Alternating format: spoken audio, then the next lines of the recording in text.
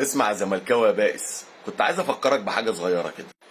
كنت بتقول اللي انت عندك اجمد سكواد في افريقيا، حصل؟ وكنت بتقول اللي انت عندك لاعب برازيلي بفرقه الاهلي كلها، وقلت برضو اللي انت في احسن فترات حياتك، وعندك سكواد عالمي، وعندك مدرب اجنبي عالمي، وانا عندي مدرب محلي، حصل؟ واعلامك ورموزك والسوشيال ميديا بتاعتك كلها كانت بتقول هنكسب الاهلي سكور وهنعمل مباراة للتاريخ، حصل؟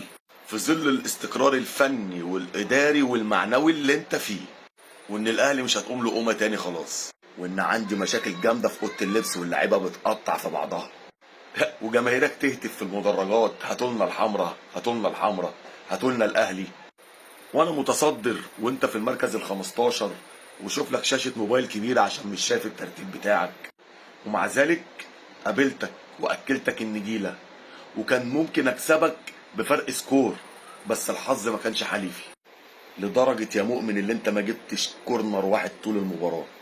كسبتك وانا عندي مستشفى على الدكه، وكسبتك بمدرب مصري. اقدر اقول لك يا غريمي اللي انا مشاكلي خلصت.